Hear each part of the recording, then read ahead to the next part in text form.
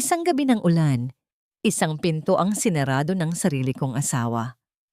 Akala ni Mateo, ako ang taksil, habang ang kapatid niyang si Liza ay tumatawa sa dilim. Hindi nila alam, ang perang inaakala nilang ninanakaw ko ay ang siyang nagpapanatili sa hininga ng kanilang ina. Ngayong gabi, sa gitna ng ginaw sa balkonahe, mamatay ang Elena na inyong inalipusta.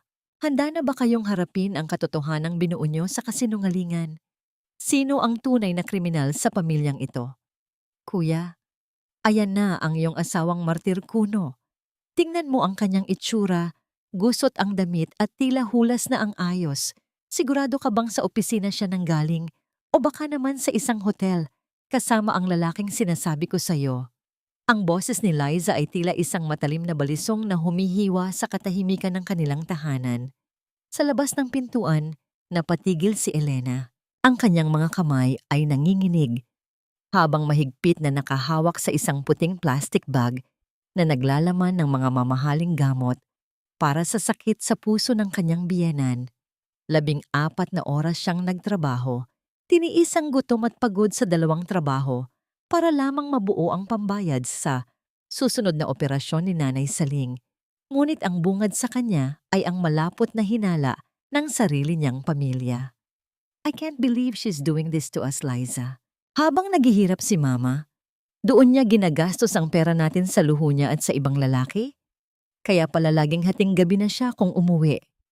Ang boses ni Mateo ay punong-puno ng pait.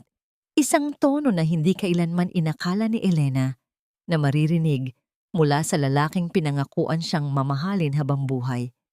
Dahan-dahang pinihit ni Elena ang doorknob. Ang bawat hakbang niya papasok ay tila paglakad sa ibabaw ng mga bubog.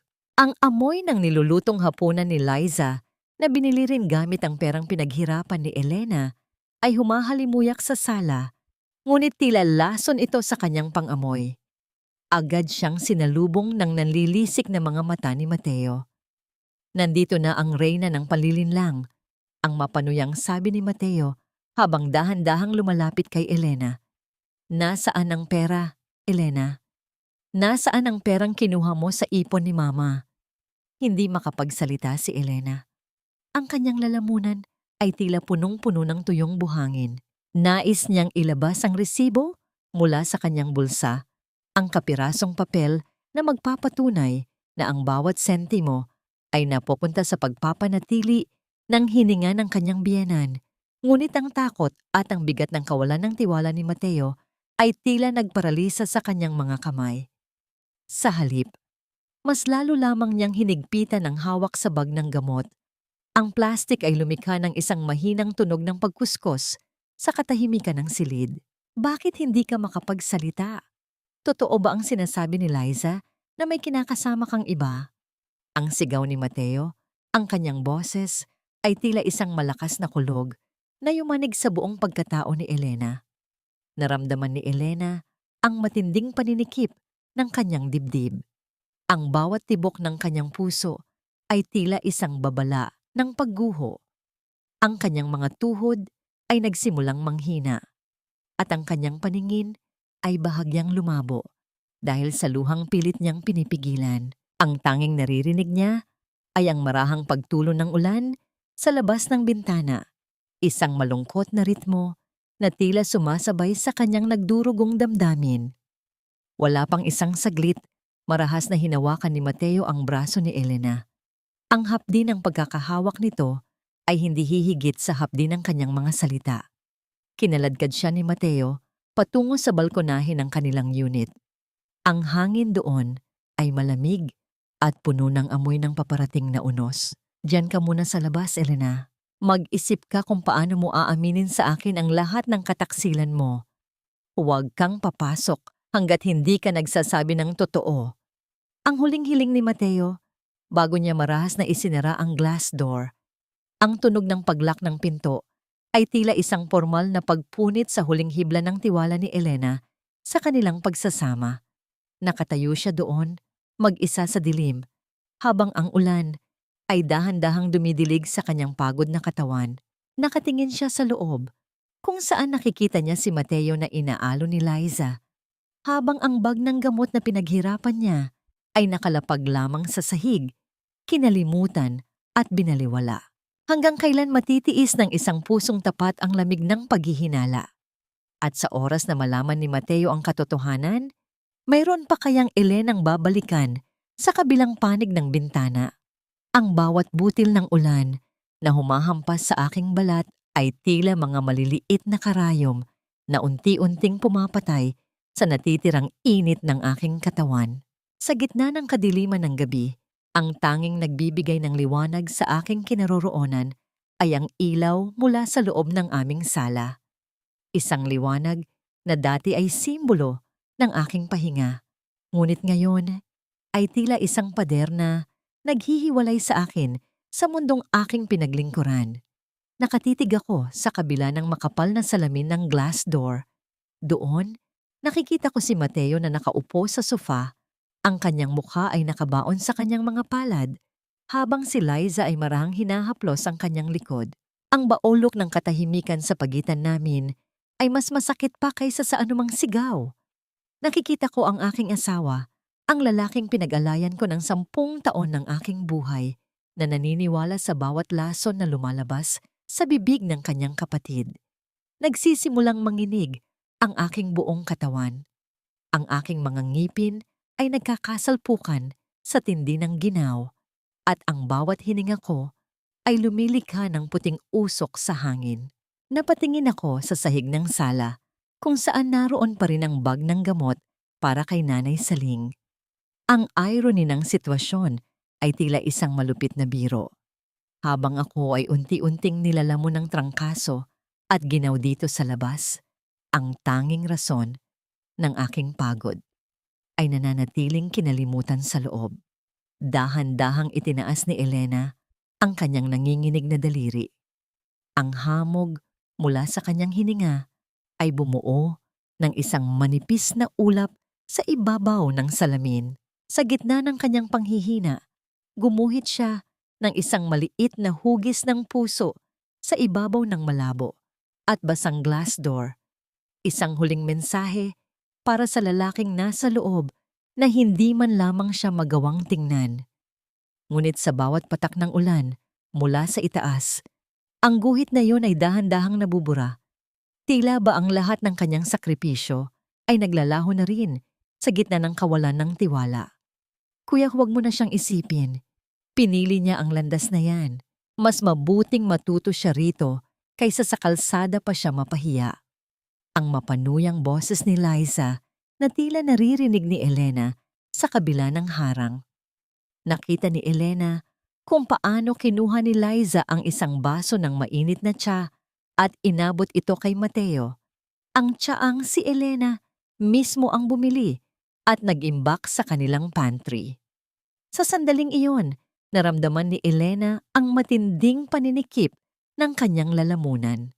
Ang sakit ay hindi na nanggagaling sa lamig ng panahon, kundi sa pagkadurog ng kanyang dignidad bilang isang asawa. Ang kanyang physiological response sa matinding pighati ay nagsimulang lumabas. Ang kanyang paningin ay nagdilim, at ang kanyang pandinig ay tila napuno ng isang malakas na ugong. Ang bawat hibla ng kanyang kalamnan ay sumusuko na sa bigat ng kawalan ng katarungan. Biglang nahagip ng paningin ni Mateo ang cellphone ni Elena na naiwan sa ibabaw ng center table. Ang screen nito ay biglang nagliwanag, isang hudyat na may tumatawag. Sa gitna ng katahimikan ng gabi, ang pag-ilaw ng gadget ay tila isang banta sa loob ng silid. Agad na lumapit si Mateo at kinuha ang cellphone. Nakita niya ang pangalang nakasulat sa ID ng tumatawag, Dr. Cruz. Ngunit bago pa man niya ito masagot, mabilis na sumingit si Liza. Ang kanyang mga mata ay nanlilisik sa galit at katusuhan. Ayan na kuya, sinasabi ko sa'yo, tumatawag na ang kanyang kabit. Doctor pa ang ginamit na codename para hindi mo mahalata. Sasagutin mo ba? O hahayaan mong marinig niya ang boses ng lalaking nagnakaw sa iyong asawa? Nanatiling nakatitig si Mateo sa screen. Ang kanyang hinlalaki ay nanginginig sa ibabaw ng button para sa pagsagot. Sa labas, Si Elena ay dahan-dahang napasandal sa pader. Ang kanyang mga mata ay unti-unting pumipikit habang ang kanyang katawan ay dahan-dahang dumadaos-dos patungo sa malamig at basang sahig ng balkonahe. Mas masakit pa, sa hagupit ng hanging amihan, ang malamig na boses ng taong dapat ay nagtatanggol sa iyo sa gitna ng unos. Sa loob ng mainit na sala, nanginginig ang kamay ni Mateo habang pinipindot ang berdeng baton sa screen ng cellphone ni Elena. Ang bawat tibok ng kanyang puso ay tila isang tambol na nagbababala ng isang katotohanang ayaw niyang tanggapin. Sa tabi niya, si Liza ay tila isang ahas na dahan-dahang bumubulong. Ang kanyang mga mata ay nagniningning sa katusuhan habang hinihintay ang pagkawasak ng kanyang hipag. "Hello?" Ang boses ni Mateo ay paos at puno ng pagpipigil. "Elena, salamat at sumagot ka rin." Ang boses sa kabilang linya ay isang baritono at seryosong lalaki. "Bakit hindi ka nakarating sa klinik kanina? Hinihintay ka namin para sa huling pirma ng mga papeles para sa operasyon ng biyenan mo. Kailangan nating bayaran ang deposit bago mag-umaga? Kung hindi, kailangang i-postpone ang schedule ni Nanay Saling." Natigilan si Mateo. Ang kanyang hininga ay tila naputol sa gitna ng kanyang lalamunan. Operasyon? Deposit? Ang mga salitang narinig niya ay tila mga banyaga sa kanyang pandinig. Tiningnan niya ang bag ng gamot na nakahandusay pa rin sa sahig, ang mga puting tabletas na sumasalamin sa liwanag ng chandelier. "Wait, sino ito?" ang tanong ni Mateo. Ang kanyang boses ay nanginginig na ngayon sa pagkalito.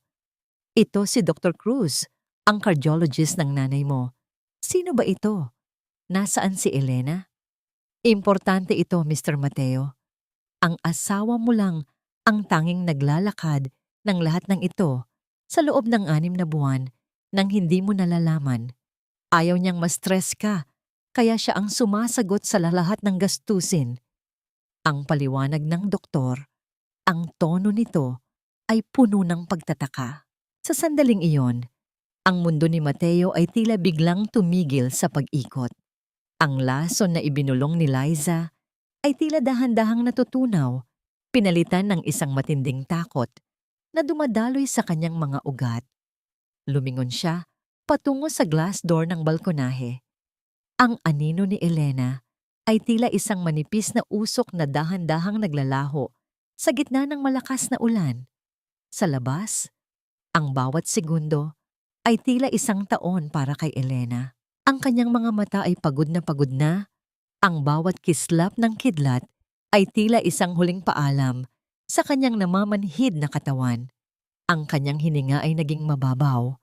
Tila isang kandilang unti-unting nauubos ang mitya sa gitna ng hangin. Ang init ng kanyang lagnat ay lumikha ng isang maliit na bakas sa ibabaw ng hamog. Isang huling haplos ng kanyang pagkatao sa bahay na itinuring niyang tahanan. Wala na siyang lakas para sumigaw. Wala na siyang lakas para kumatok. Ang tanging naririnig niya ay ang ritmo ng ulan na tila isang malungkot na oyayi sa kanyang pandinig. "Kuya, huwag kang maniwala. Script lang yan ni Elena. Binayaran niya ang lalaking yan para magpanggap." Ang desperadong hirit ni Liza, ang kanyang boses ay tila isang matinis na tunog na pilit na binabasag ang katotohanan. Ngunit hindi na nakikinig si Mateo. Binitiwan niya ang cellphone at mabilis na tumakbo patungo sa glass door. Ang kanyang mga daliri ay nanginginig habang hinahanap ang lock. Nang mabuksan niya ang pinto, ang pait ng malamig na hangin ay humampas sa kanyang mukha, kasabay ng pagpasok ng amoy ng basang semento at ulan. Dahan-dahang bumigay ang katawan ni Elena. Ang bigat ng kanyang pagkatao ay dahan-dahang dumausdos mula sa pagkakasandal sa salamin. Ang tunog ng kanyang katawan na tumama sa malamig na tiles ng balkonahe ay tila isang huling hatol na yumanig sa buong pagkatao ni Mateo. Nakahandusay si Elena, basang-basa, maputla at hindi na humihinga ng maayos, habang ang ulan ay patuloy na bumubuhos sa kanyang walang malay na anyo. Elena, Elena, gising! Ang sigaw ni Mateo habang dahan-dahang kinukuha ang malamig na kamay ng asawa. Ngunit ang tanging sumasagot sa kanya ay ang katahimikan ng gabi at ang malapot na pagsisisi na nagsisimulang bumalot sa kanyang puso. Bakit ang lamig mo, Elena? Bakit tila yelo ang iyong mga kamay na dati ay nagluluto ng aming almusal nang may kasamang matatamis ng ngiti? Ang boses ni Mateo ay nanginginig. Halos hindi lumalabas sa kanyang lalamunan habang karga-karga niya ang walang malay na katawan ni Elena. Ang basang damit ng kanyang asawa ay nag-iiwan ng malalamig na bakas sa kanyang sariling dibdib. Isang paalala ng kalupitang ginawa niya nitong mga nagdaang oras. Sa loob ng maliwanag na sala, ang bawat patak ng ulan mula sa buhok ni Elena ay tila mga luhang dumidilig sa tuyot na konsensya ni Mateo. Kuya, huwag kang magpadrama sa kanya.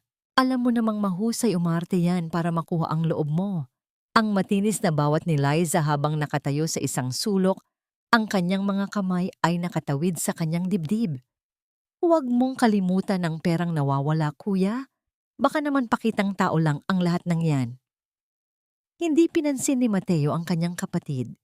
Sa unang pagkakataon, ang mga salita ni Liza na dati ay tila musika sa kanyang pandinig, ay naging parang mga kuko na kumakalmot sa kanyang balat. Inilapag niya si Elena sa sofa. Ang bawat kilos niya ay puno ng pag-iingat na tila ba ang kanyang asawa ay isang babasaging kristal na anumang sandali ay tuluyan ng madudurog. Biglang isang malakas na katok ang bumasag sa tensyon ng silid.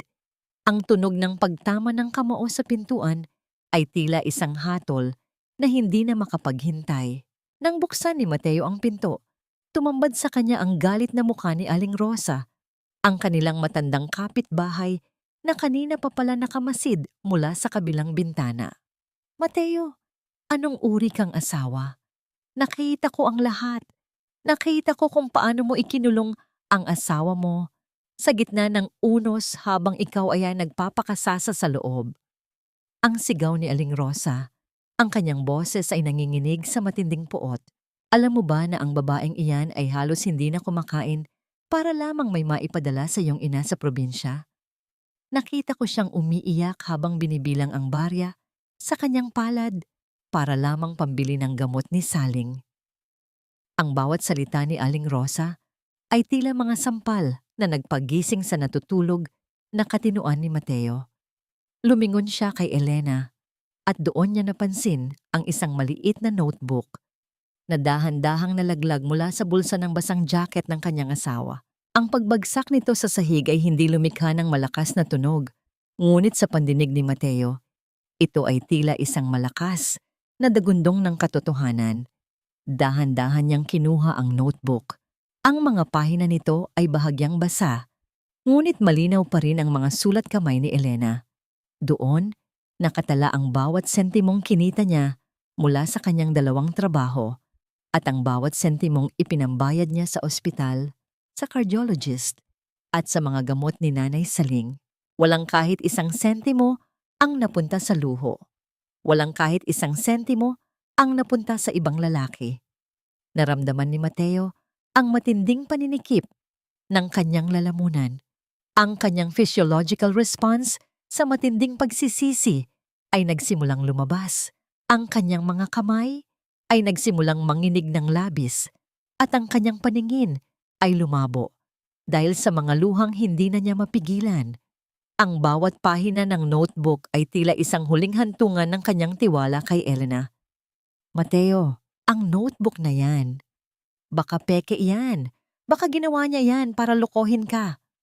Ang desperadong hirit ni Liza, ang kanyang boses ay puno ng takot dahil alam niyang nabubuwag na ang kanyang mga kasinungalingan. Humarap si Mateo kay Liza. Ang kanyang mga mata ay nanlilisik na ngayon sa galit na hindi pa niya kailanman naramdaman. Tumahimik ka, Liza. Isang salita mo pa at makakalimutan kong kapatid kita. Ang bawat patak ng ulan na dumapo kay Elena ngayong gabi ay babayaran nating 2. Binuhat muli ni Mateo si Elena upang dalhin sa ospital, ngunit sa sandaling iyon, napansin niya ang isang kakaibang bagay sa leeg ng kanyang asawa. Isang maliit na marka, mapula at tila nanggaling sa isang mabilis na pagkakamot. Isang reaksyon na tila hindi lamang galing sa lamig. Ang kanyang hininga ay naging gipit, tila may isang bagay na humaharang sa kanyang daluyan ng hangin kahit wala siyang malay. Ano ang itinatagong panganib sa loob ng katawan ni Elena na higit pa sa lamig ng ulan? At may kinalaman ba rito ang kaibigan ng pamilya na palaging bumibisita sa kanilang bahay tuwing wala si Mateo? Doc, please, gawin niyo ang lahat. Huwag niyo siyang hayaang mawala. Ako ang may kasalanan. Ako ang pumatay sa kanya. Ang boses ni Mateo ay tila isang naghihingalong pakiusap na umalingaw-ngaw sa malamig at malawak na pasilyo ng emergency room. Ang kanyang mga kamay, na dati ay matigas at mapanakit, ay nanginginig na ngayon habang mahigpit na nakakapit sa riles ng stretcher na mabilis na itinutulak ng mga nurse. Ang bawat pag-ikot ng mga gulong ng kama sa makintab na sahig ay tila isang mabilis na pagbilang ng mga natitirang sandali ng buhay ni Elena. Ang muikim ng bose ay tila isang malupit na biro. Sa kabilang kamay ni Mateo, hawak pa rin niya ang puting plastic bag ng mga gamot na pinaghirapan ni Elena. Ang mga gamot na ito ang dahilan kung bakit siya puyat, kung bakit siya hulas, at kung bakit siya inalipusta ng sarili niyang asawa. Ang bawat hakbang ni Mateo sa ospital ay tila paglakad sa ibabaw ng nagbabagang uling ng pagsisisi. Sir, kailangan niyo pong manatili dito sa labas. Kami na ang bahala sa kanya. Ang matatag na utos ng isang nurse bago tuluyang isara ang dambuhalang pintong bakal. Ang tunog ng pagsara ng pinto ay tila isang formal na paghihiwalay sa pagitan ng kasalanan ni Mateo at ng huling pag-asa ni Elena. Napaupo si Mateo sa malamig na silya ng waiting area. Ang kanyang physiological response sa matinding takot ay hindi na maitago. Ang kanyang paningin ay nagdilim, ang kanyang hininga ay naging gipit, at ang bawat tibok ng kanyang puso ay tila isang malakas na dagundong na lumulunod sa lahat ng ingay sa paligid.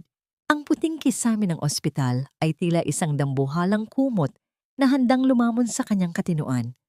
Kuya, anong nangyari? Bakit mo siya dinala rito? Ang boses ni Liza ay muling bumasag sa katahimikan. Kasama niya si Ruben, isang matalik na kaibigan ng pamilya na palaging umaaligid sa kanilang bahay. Ang mukha ni Liza ay puno ng pekeng pag-aalala, ngunit ang kanyang mga mata ay hindi mapakali. Tila may hinahanap na hindi dapat makita. Liza, ang sabi ng doktor kanina, hindi lang ginawang problema ni Elena. Ang mahinang sabi ni Mateo, ang kanyang boses ay puno ng pait. May nakita silang kakaibang reaksyon sa balat niya. Tila may mainom siya o may nakain na hindi dapat. Lason, Liza. May naglason sa asawa ko. Nakita ni Mateo kung paano biglang namutla si Liza. Ang kanyang kapatid ay napakapit sa braso ni Ruben. Ang kanyang mga daliri ay bumaon sa tela ng jacket ng lalaki. Ang tunog ng mabilis na paghinga ni Liza ay tila isang kumpisal sa gitna ng katahimikan. Si Ruben naman ay nanatiling tahimik. Ang kanyang mukha ay tila isang maskara ng kawalan ng emosyon, ngunit ang kanyang mga mata ay nakatitig ng matalim sa pintuan ng emergency room. Naalala ni Mateo ang hapon bago mangyari ang lahat. Nakita niya si Ruben na nag-aabot ng isang baso ng inumin kay Elena habang si Liza ay nakatingin mula sa kusina. Akala niya noon ay pagmamalasakit lamang iyon, ngunit ngayon, ang bawat piraso ng alaala ay tila mga talim na muling bumubuo ng isang madilim na katotohanan. Biglang bumukas ang pinto ng emergency room. Lumabas ang doktor, ang kanyang mukha ay seryoso at puno ng pagod. Ang bawat patak ng pawis sa noo ng doktor ay tila isang babala ng paparating na unos. Mr. Mateo, kailangan nating mag-usap. Ang panimula ng doktor. Ang asawa mo ay nasa critical na kondisyon. Ang substance na nakita namin sa dugo niya ay hindi aksidente. Ito ay isang uri ng lason na dahan-dahang sumisira sa kanyang organo. Kung hindi siya dinala rito sa loob ng 1 oras, baka wala na tayong Elenang ililigtas. Ang bawat salita ng doktor ay tila mga pako na muling ibinabaon sa sugatang puso ni Mateo. Lumingon siya kay Liza at kay Ruben at sa unang pagkakataon, nakita niya ang demonyo sa likod ng mga mukhang dati niyang pinagkakatiwalaan. Hanggang kailan kayang panindigan ni Liza ang kanyang mga kasinungalingan bago siya tuluyang malunod sa sarili niyang lason? At sa gitna ng labanan para sa buhay, mayroon pa kayang lakas si Elena na muling imulat ang kanyang mga mata para ituro ang tunay na kriminal sa pamilyang ito? Patawarin mo ako, Elena. Patawarin mo ako dahil hinayaan kong ang sarili mong tahanan ay maging libingan ng iyong katapatan.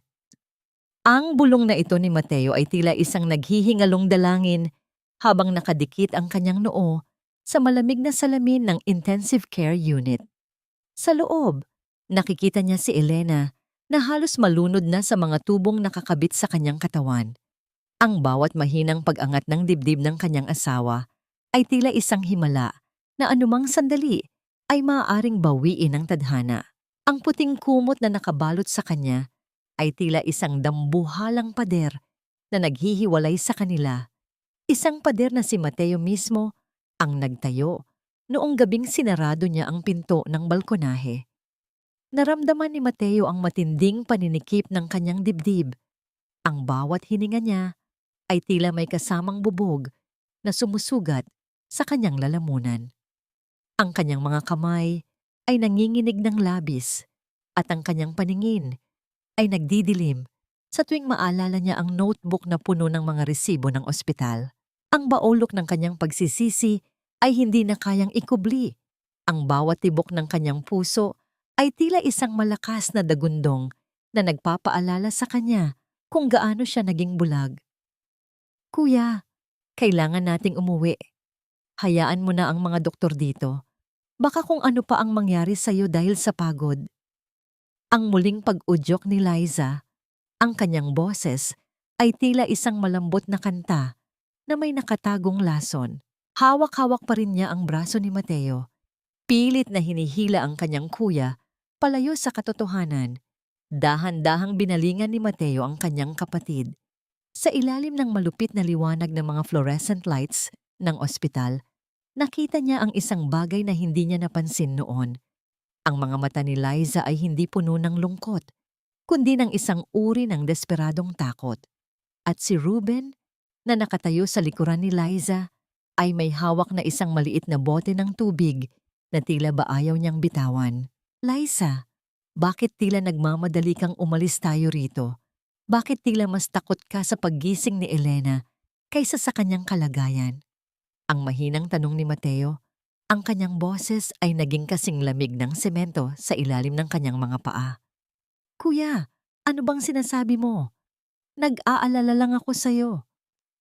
Ang mabilis na depensa ni Liza, ngunit ang kanyang physiological response ay hindi na niya maitago. Ang kanyang mga balikat ay nanginginig, at ang kanyang boses ay tumaas ng bahagya. Isang tunog ng pagkataranta na tila ba siya ay isang biktima na nahuli sa sarili niyang bitag.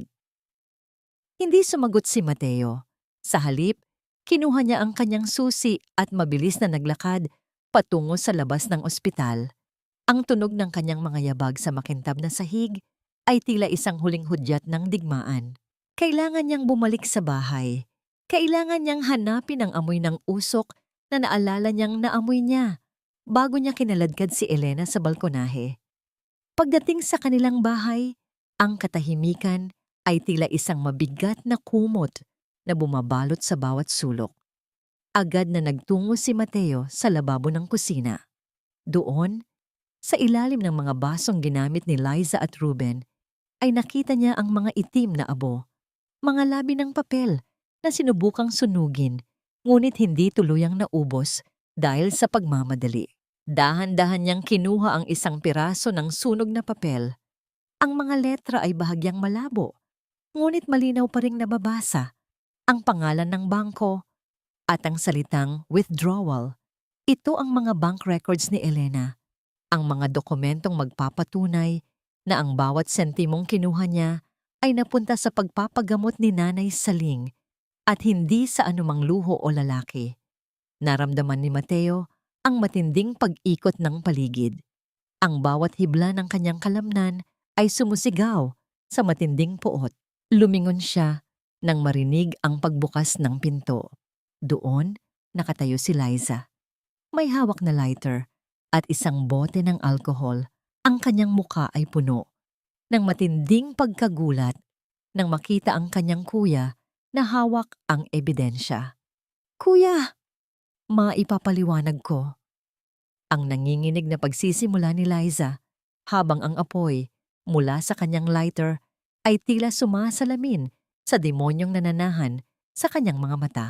Ano ang kayang gawin ng isang kapatid upang pagtakpan ang kanyang sariling kasalanan? At hanggang saan ang kayang tiisin ni Mateo bago niya tuluyang bitawan ang huling hibla ng kanyang pagmamahal sa sarili niyang dugo? Ang apoy sa iyong kamay, Liza, ay kasing init ng impyernong nilikha mo para sa asawa ko. Sa bawat hibla ng papel na tinatangka mong itago, unti-unting nabubuo ang larawan ng iyong katusuhan. Ining boses ni Mateo ay hindi na sumisigaw. Ito ay isang malalim at nanunuot na bulong na tila mas nakakatakot kaysa sa anumang kulog sa gitna ng baha. Nakatayo siya sa harap ng lababo, ang kanyang mga mata ay nakapako sa nanginginig na kamay ni Liza na hawak ang lighter. Ang amoy ng alkohol at sunog na papel ay humahalo sa malansang amoy ng pagsisisi na bumabalot sa buong kusina. Ang bawat patak ng pawis sa noo ni Liza ay tila isang kumpisal na ayaw niyang bitawan. "Kuya, makinig ka. Ginawa ko lang ito dahil ayaw mo kitang makitang nahihirapan. Si Elena, masyado siyang perpekto sa paningin mo. Pero ako ang tunay na nagmamalasakit sa pamilyang ito." Ang desperadong hirit ni Liza, ang kanyang boses ay nanginginig sa takot habang ang apoy mula sa lighter ay dahan-dahang lumalapit sa kanyang sariling mga daliri. Ang kanyang physiological response sa matinding kaba ay hindi na niya maitago. Ang kanyang mga balikat ay tila lumiliit at ang kanyang paningin ay hindi makatingin ng diretso kay Mateo. Dahan-dahang lumapit si Mateo, ang bawat hakbang niya sa sahig ay tila isang mabigat na hatol. "Ninanakawan mo ang sarili nating ina, Liza. Ang perang pambayad sa kanyang hininga ay winaldas mo, at nang malaman ni Elena, pinili mo siyang lasunin at sirain ang kanyang dangal sa harap ko. Anong klaseng halimaw ang nananahan sa iyong puso?" Marahas na hinablot ni Mateo ang lighter mula sa kamay ni Liza. Ang tunog ng pagtama ng metal sa sahig ay tila isang huling hudyat ng pagwawakas ng kanilang ugnayan bilang magkapatid. Napasandal si Liza sa pader, ang kanyang mukha ay puno ng matinding pagkagulat at pait. Ang maskara ng pagiging mabuting kapatid ay tuluyan ng nalaglag. Inilalantad ang isang pusong lulong sa selos at kasakiman. "Oo, kinamumuhian ko siya, Mateo. Kinamumuhian ko ang bawat pagtitiis niya dahil pinagmumukha niya akong walang kwenta. Kaya ko siyang patayin kung yun ang paraan para manatili ang atensyon mo sa akin."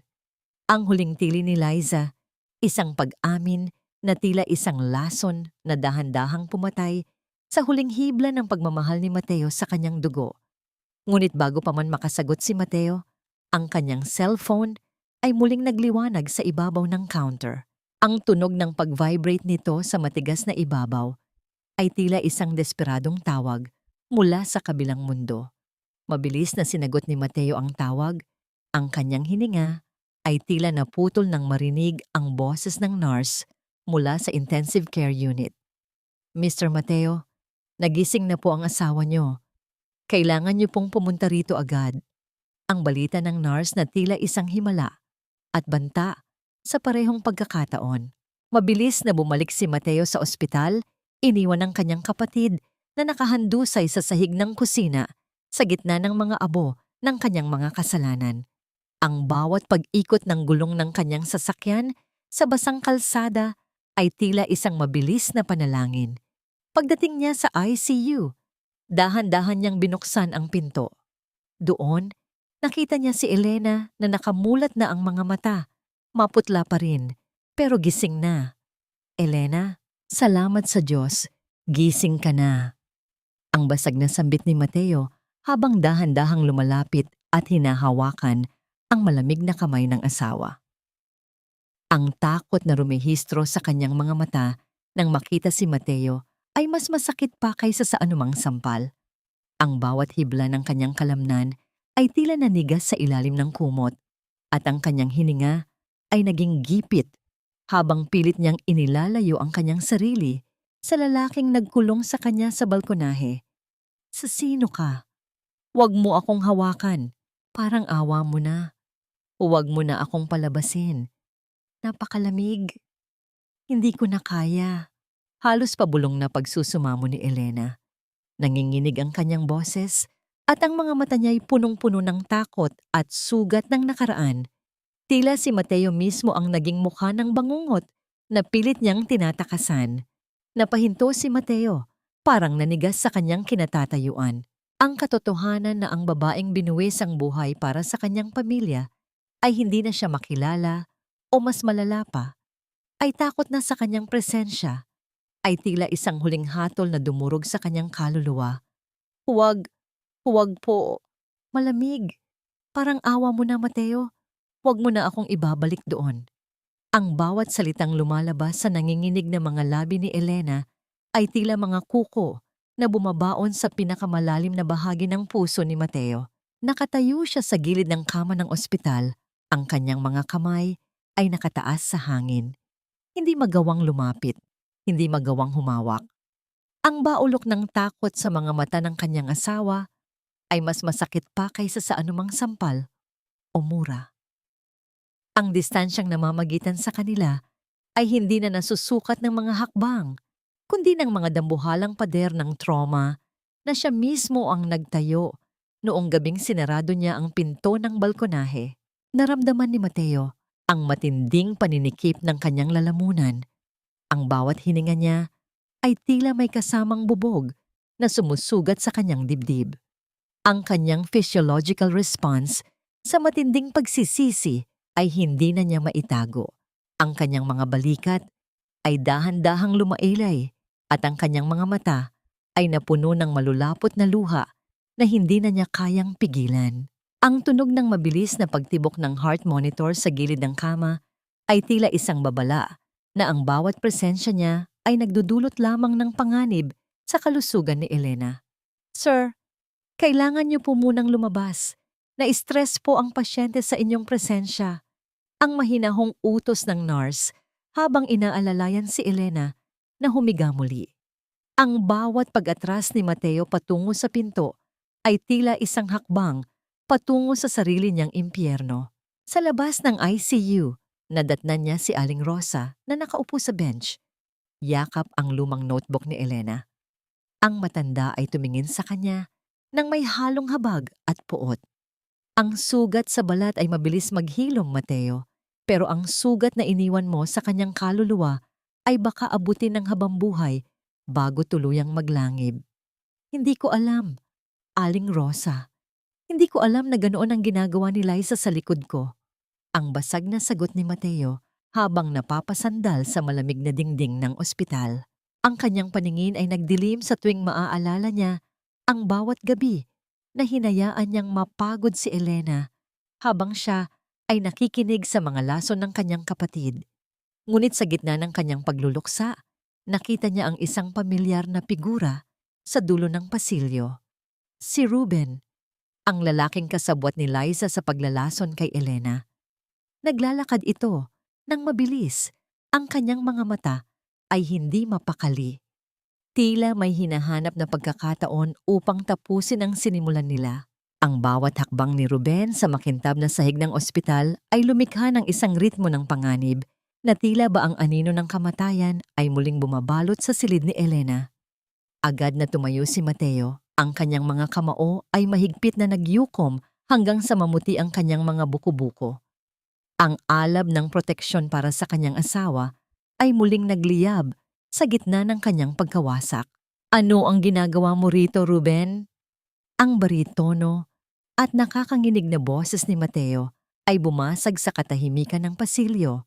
Napatigil si Ruben. Ang kanyang mukha ay agad na napuno ng matinding pagkagulat. Sa sandaling iyon, ang tunog ng pagdating ng mga pulis sa kabilang dulo ng lobby ay tila isang huling hatol na umalingaw-ngaw sa buong gusali. Ngunit bago pa man makakilos ang sinuman, dahan-dahang bumukas ang pinto ng ICU. Ang nurse ay lumabas na may dalang balita na tila isang malamig na tubig na nagpalamig sa buong paligid. Mr. Mateo, may gustong sabihin ang asawa niyo, pero hindi sa inyo. Gusto niyang makausap ang pulis tungkol sa nangyari sa kanya bago pa siya mawalan muli ng malay. Ang bawat salita ng nurse ay tila mga pako na muling ibinabaon sa sugatang puso ni Mateo. Ang katotohanan na ang asawa niya ay mas nagtitiwala sa mga estranghero kaysa sa sarili niyang asawa ay ang pinakamasakit na karma na kailangan niyang harapin. Salamat po, officer. Gusto ko lang pong malaman ninyo na ang baso ng tubig na ibinigay sa akin ni Ruben ay may lasang mapait.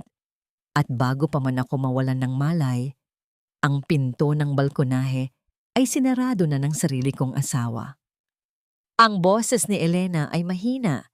Tila isang manipis na hibla ng sinulid na anumang sandali ay mapuputol. Ngunit ang bawat salita niya ay tila mga dambuhalang tipak ng yelo na bumabagsak sa pandinig ni Mateo. Nakatayo si Mateo sa labas ng ICU. Ang kanyang noo ay nakadiit sa malamig na salamin habang pinapanood ang dalawang pulis na seryosong nagsusulat sa kanilang mga notebook.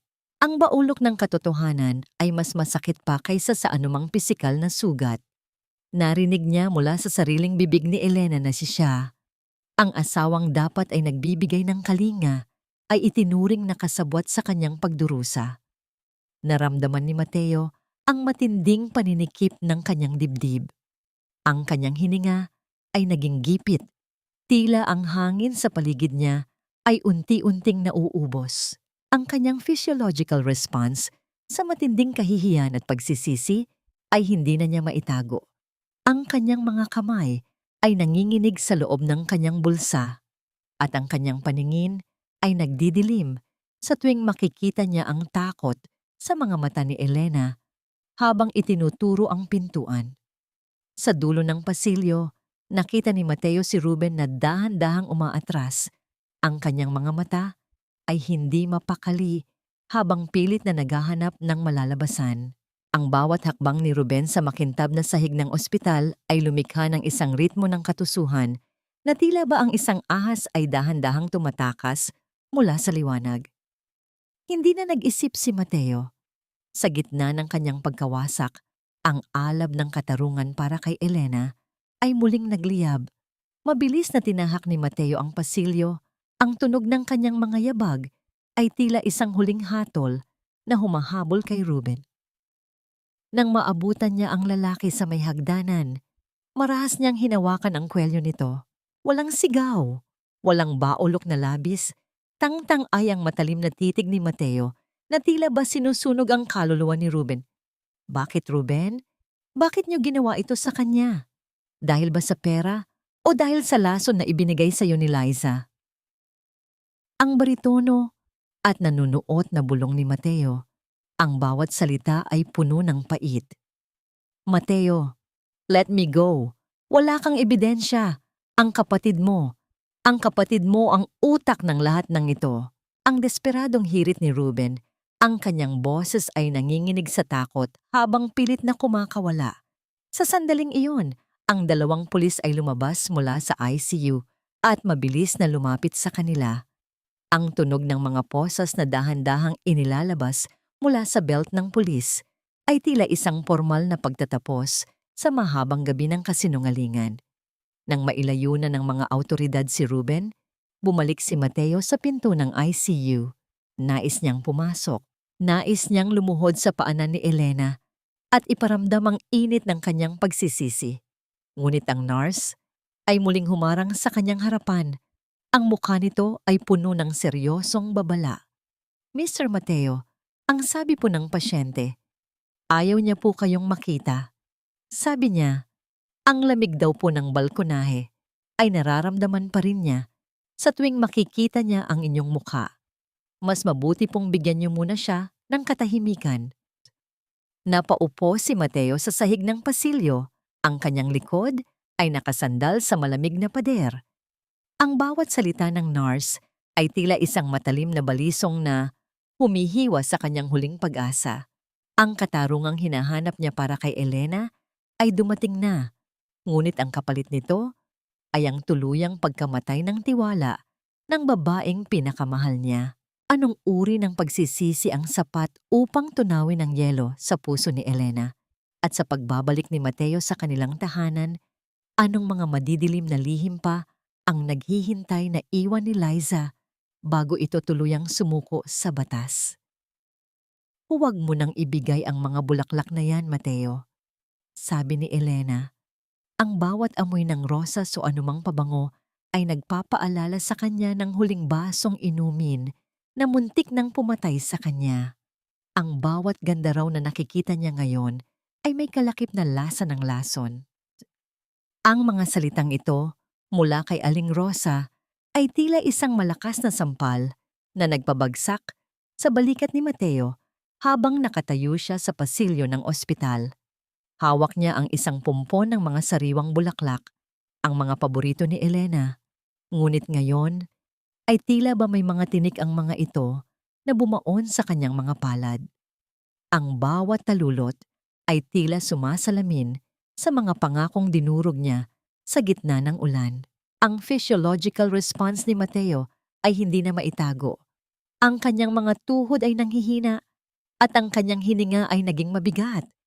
Tila ba ang oxygen sa loob ng gusali ay sadyang ipinagkakait sa kanya. Dahan-dahan niyang binitawan ang mga bulaklak sa gilid ng basurahan. Ang tunog ng pagbagsak ng mga ito sa plastik ay hindi narinig ng sinuman. Ngunit sa pandinig ni Mateo, ito ay tila isang malakas na dagundong ng kanyang sariling pagkatalo. Tinalikuran niya ang pintuan ng ICU, ang pintuang naging simbolo ng kanyang pagkaka-excommunicate sa buhay ng babaeng binuwis ang lahat para sa kanya. Nagpasiya si Mateo na bumalik sa kanilang tahanan, ang tahanang naging saksi sa kanyang kalupitan. Ang bawat hakbang niya sa makintab na tiles ng lobby ay tila paglakad sa isang walang hanggang kawalan. Pagdating niya sa apartment, ang katahimikan ay tila isang dambuhalang nilalang na sumalubong sa kanya. Amoy ulan pa rin ang sala at ang bawat sulok ay tila may anino ni Elena. Agad na napako ang tingin ni Mateo sa glass door ng balkonahe. Kahit tuyo na ang salamin, tila ba nakatatak na ang bakas ng pag-ibig at takot ng kanyang asawa sa bawat hibla ng kristal. Lumapit si Mateo at dahan-dahang hinaplos ang bahaging iyon. Ang kanyang mga daliri ay nanginginig at malamig pa sa yelo. I'm so sorry, Elena. I'm so sorry. Ang pabulong na panalangin ni Mateo habang ang kanyang noo ay nakasandal sa malamig na glass door. Ang bawat patak ng luha niya ay tila isang kumpisal na walang nakikinig. Ngunit sa gitna ng kanyang pagluluksa, ang kanyang atensyon ay naagaw ng isang maliit na sobreng nakasabit sa likod ng pinto ng kwarto ni Liza. Ang sobre ay kulay itim, tila ba isang babala sa gitna ng kanyang pag-iisa. Nang buksan niya ito, tumambad ang isang liham na hindi para sa kanya, kundi para kay Ruben. Doon, nabasa ni Mateo ang katotohanang mas madilim pa sa gabi. Hindi lang selos ang dahilan ni Liza. Ninakawan ni Liza ang kumpanya kung saan siya nagtatrabaho at ang lahat ng ebidensya ay itinuro niya kay Elena. Ang paglalason kay Elena ay hindi lang para mawala ang sagabal, kundi para mamatay ang kaisa-isang tao na nakakaalam ng kanyang mga transaksyon sa bangko. Naramdaman ni Mateo ang matinding paninikip ng kanyang dibdib. Ang baulok ng katotohanan ay tila isang dambuhalang alon na lumunod sa kanyang katinoan. Ngunit ang pinakanakakanginig na bahagi ng liham ay ang huling pangungusap ni Liza. Kapag hindi natapos ang trabaho sa ospital, siguraduhin mong ang nanay ni Mateo ang susunod. Isang biktima pa at tiyak na bibigay na ang matanda. Ang puso ni Mateo ay tila tumigil sa pagtibok. Sa gitna ng katahimikan ng bahay, narinig niya ang marahang pagtunog ng pagbukas ng pinto sa labas. Hindi ang mga pulis ang dumating. Ang tunog ng mga yabag ng sapatos sa sahig ay tila pamilyar, ngunit puno ng panganib. Mateo, nandyan ka ba? Akala ko ay nasa ospital ka pa rin. Ang boses ni Liza ay muling umalingaw-ngaw sa sala. Ngunit sa pagkakataong ito, may kasama itong tunog ng pagkasa ng isang bagay na metal sa kanyang mga kamay. Anong huling katusuhan ang gagawin ni Liza upang hindi mabulgar ang kanyang krimen? At maililigtas ba ni Mateo ang kanyang ina at asawa mula sa demonyong kinalingan niya sa sarili niyang tahanan? Kuya, ibigay mo sa akin ang papel na yan kung ayaw mong maging huling gabi mo na ito sa bahay na ating kinalakhan. Ang boses ni Liza ay wala ng bahid ng lambing. Ito ay naging kasing talim ng yelo na pilit na sumasaksak sa puso ni Mateo. Sa gitna ng sala, kung saan dati ay puno ng tawanan at mga pangarap, nakatayo ang magkapatid. Ang isa ay may hawak na katotohanan at ang isa ay may hawak na banta ng kamatayan. Ang tunog ng pag-angat ng kamay ni Liza na may hawak na isang itim na bakal na tila ba isang lason sa gitna ng kanilang tahanan ay lumikha ng isang nakakanginig na katahimikan sa buong paligid. Naramdaman ni Mateo ang matinding paninikip ng kanyang lalamunan. Ang kanyang physiological response sa matinding pagtataksil ay hindi na niya maitago. Ang bawat hibla ng kanyang kalamnan ay nanginginig at ang kanyang paningin ay nagdidilim habang nakatitig sa kapatid na kinalingan niya mula pagkabata. Ang irony ng sitwasyon ay tila isang malupit na biro, habang ang asawa niyang si Elena ay nakikipaglaban para sa kanyang hininga sa ospital. Dahil sa lason ni Liza, ang kapatid naman niya ay handang ubusin ang natitirang hininga ng kanilang pamilya para sa pera. Liza, kailan ka pa naging ganito? Paano mo nagawang isama si nanay sa mga plano mong pumatay? Ang baritono at nanunuot na bulong ni Mateo, ang kanyang boses ay punong-puno ng pait at pagsisisi. Ang bawat sentimong kinuha mo ay dugo at pawis ni Elena. Ang bawat pisong winaldas mo ay ang hininga na dapat ay para kay nanay. Tumahimik ka, Mateo. Ang lahat ng ito ay dahil sa asawa mo. Kung hindi siya masyadong pakialamera, kung hindi niya nalaman ang tungkol sa mga accounts ko, hindi sana tayo aabot sa ganito. Ang tili ni Liza, ang kanyang mukha ay punong-puno ng matinding pagkagulat at pait. Ang kanyang boses ay tila isang matinis na tunog na pilit na binabasag ang huling pader ng kanilang ugnayan.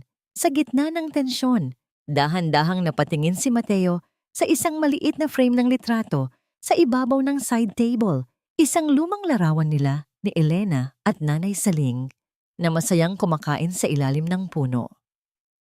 Hinigpitan ni Mateo ang hawak sa liham ni Liza. Ang tunog ng pagyukot ng papel ay tila isang huling hantungan ng kanyang pagkabulag. Hindi ko hahayaang saktan mo pa sila, Liza. Kahit na itanim mo pa ang bakal na yan sa dibdib ko, hinding-hindi mo makukuha ang ebidensyang ito. Ang matatag na deklara ni Mateo habang dahan-dahang humahakbang patungo sa kanyang kapatid. Ngunit bago pa man makakilos si Mateo, ang kanyang cellphone sa bulsa ay muling nagliwanag nang may kasamang sunod-sunod na tunog ng pag-vibrate sa matigas niyang hita. Ang liwanag nito sa gitna ng madilim na sala ay tila isang hudyat ng panibagong trahedya. Sa sandaling iyon, ang tunog ng mabilis na pagbukas ng pinto sa labas at ang pagpasok ng mga anino na nakasuot ng uniforme ay bumasag sa tensyon. Mateo, bitawan niyo ang sandata. Ang sigaw mula sa pinto, ngunit hindi ang mga pulis. Ang unang nakita ni Mateo. Ang huling narinig niya bago ang lahat ay maging isang malaking kaguluhan ay ang boses ng nurse sa kabilang linya ng cellphone na naiwan sa sahig. Mr. Mateo, ang pasyente. Si Elena? Nawawala po siya sa kanyang kwarto. May kumuha po sa kanya sa ICU. Ang bawat salita ay tila isang kidlat na tumama sa katinoan ni Mateo. Ang katarungang akala niya ay hawak na niya ay tila isang malaking patibong at ang pinakamahalagang tao sa kanyang buhay ay muling nasa kamay ng panganib na mas malupit pa kaysa kay Liza.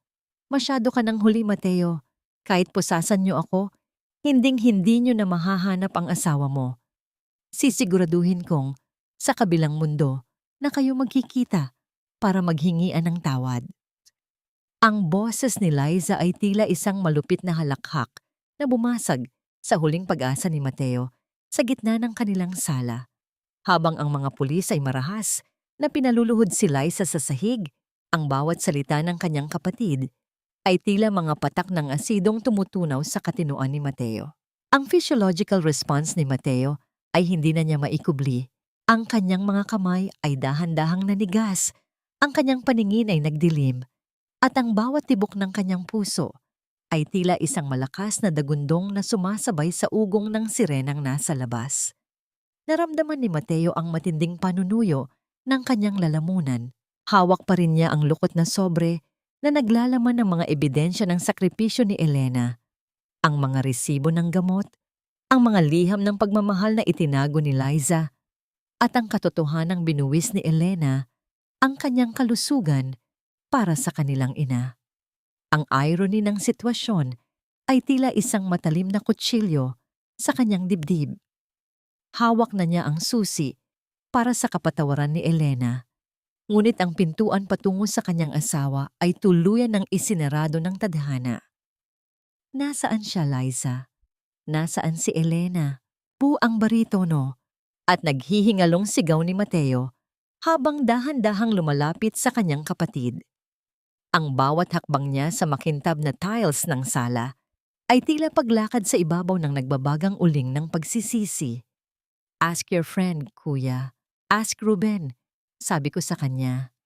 Dalhin niya si Elena sa lugar kung saan mo siya huling pinaramdam ng lamig para doon na rin matapos ang lahat. Ang mapanuyang sagot ni Liza bago siya tuluyang hinila ng mga awtoridad palabas ng pinto. Ang tunog ng marahas na pagsasara ng pinto ng patrol car sa labas ay tila isang huling hatol na umaling-awngaw sa buong subdivision. Sa lugar kung saan mo siya huling pinaramdam ng lamig. Ang bawat hibla ng kalamnan ni Mateo ay tila naparalisa sa takot. Ang balkonahe, hindi sa kanilang bahay, kundi sa lumang gusali ng ospital na kasalukuyang sumasailalim sa rehabilitasyon. Ang lugar kung saan dati ay masaya silang nangangarap, ngunit ngayon ay naging simbolo ng kanyang kalupitan. Mabilis na pinaharurot ni Mateo ang kanyang sasakyan patungo sa ospital. Ang bawat pag-ikot ng mga gulong sa basang kalsada ay tila isang desperadong panalangin. Pagdating niya sa itaas na palapag ng lumang gusali, sinalubong siya ng malamig na simoy ng hangin at ang amoy ng luma at basang semento. Doon, sa gilid ng madilim na balkonahe, nakita niya ang isang anyo na nakaupo sa sahig, maputla at tila wala ng hininga. Si Elena. Elena, Elena, gising! Ang sigaw ni Mateo habang mabilis na lumalapit at karga-karga ang kanyang asawa. Ang lambot ng katawan ni Elena at ang lamig ng kanyang balat ay tila isang huling kumpisal ng kanyang sariling pagkukulang. Sa ilalim ng malamig na liwanag ng buwan, nakita ni Elena ang mga luha ng asawang dati ay kinatatakutan niya. Hindi siya sumigaw, hindi siya lumayo. Dahan-dahan niyang itinaas ang kanyang nanginginig na kamay at hinaplos ang pisngi ni Mateo. Isang haplos na puno ng pagod, pait, at isang uri ng pag-ibig na hinding-hindi kayang ubusin ng anumang lason. Malamig pa rin ba, Mateo? Ang halos pabulong na tanong ni Elena. Ang bawat salita ay tila isang karayom na tumutusok sa kaluluwa ng kanyang asawa. Napahagulhol si Mateo. Ang kanyang noo ay nakadiit sa noo ni Elena habang ang ulan ay dahan-dahang nagsisimulang pumatak mula sa langit. Patawad, Elena. Patawarin mo ako. Hinding-hindi na kita hahayaang makaramdam ng lamig muli. Bubuksan ko ang bawat bintana at pinto para sa'yo, pangako. Ang katarungan ay dumating sa anyo ng mga posas para kay Liza at Ruben, ngunit ang tunay na tagumpay ay ang muling pagtibok ng puso ni Elena sa piling ng lalaking natutong bumalik mula sa dilim. Ngunit sa likod ng kanilang muling pagkikita, ang tanong ay nananatili. Ang isang pusong binuo ng pagsisisi ay sapat na ba upang pagalingin ang kaluluwang matagal na kinalimutan sa gitna ng unos? Ang bawat bintana ng ating tahanan ay hindi na kailanman muling isasara sa katotohanan dahil ang liwanag ng pag-unawa ay mas malakas na ngayon kaysa sa anumang dilim ng paghihinala. 2 taon na ang lumipas mula nang ang huling hibla ng lason ni Liza ay tuluyang mabura sa daluyan ng dugo ni Elena. Ngayong hapon, habang ang sikat ng araw ay dahan-dahang sumasayaw sa mga kurtina ng kanilang sala, tahimik na nakatayo si Elena sa balkonahe. Ang balkonaheng dati ay naging simbolo ng kanyang pasakit, ngunit ngayon ay isa ng malawak na hardin ng mga makukulay na bulaklak.